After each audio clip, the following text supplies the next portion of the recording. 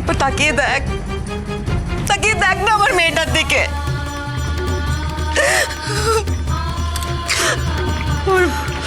আমার মেয়েটার মন ভেঙে গেছে আজ। সবার সামনে লজ্জায় আমাদের মাথা কাটা যাচ্ছে।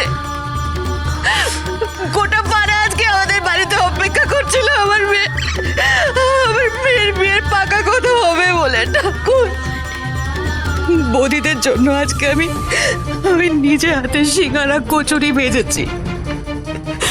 আমাদের না খুব অভাবের সংসার, আমাদের ভালো মন্দ খাওয়ার পয়সাটুকু নেই।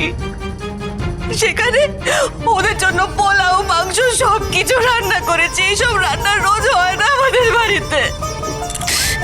এই যে দেখছো না, আমি নিজে সব নকল সোনার গয়না পরি, কিন্তু তা সত্ত্বেও আমার মেয়ের বিয়েতে আমি সোনা দানা খাট বিছানা আলমারি যা হয় সাধ্যমতো সব দেবো ভেবেছি। কিন্তু এই বদিদা আমার দিদিকে স্রেফ নাচিয়ে গেছে, আমার দিদির সাথে ভালোবাসার অভিনয় করে গেছে যাতে গানগুলো হাতিয়ে নিতে পারে। এটা সারা পাড়া জানে।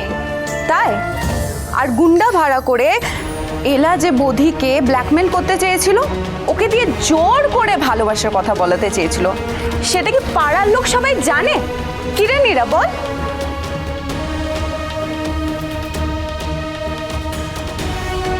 এই কি বলছে টিয়া? কি করেছে এলা? কিডন্যাপিং মানে? না না দিদি কিছু করেনি। দিদি না, আমি তোর দিদি যদি স্বপ্নের দুনিয়া থেকে বেরিয়ে যদি একটু বাস্তবটা দেখতে চাইতো না, তাহলেই ও বুঝতে পারতো যে বধির মতো ছেলে ওর কপালে জোটার নয়। একদমই তাই।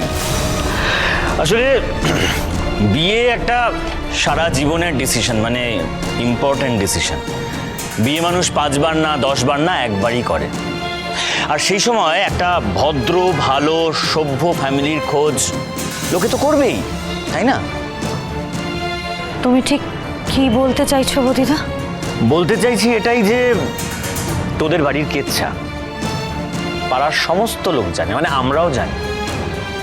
মানে এই যে তোদের বাবা তোদেরকে ছেড়ে চলে গিয়েছে, তোরা কেন ভগবানও জানে না যে সে কোথায় গিয়েছে। আর তোর মামা সে তো একজন পাড় মাতাল,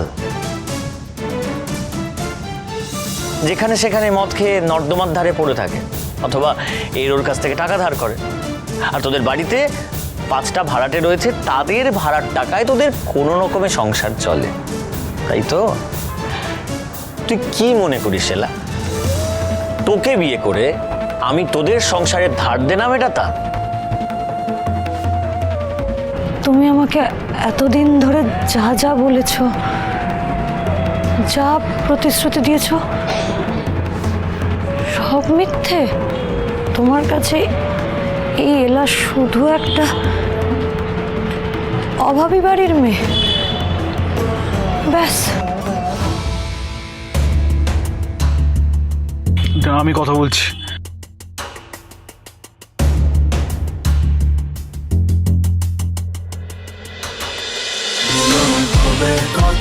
মিলন হবে কতদিনে? সোম থেকে রবি প্রতিদিন রাত 9:30টায় স্টার জলসায়।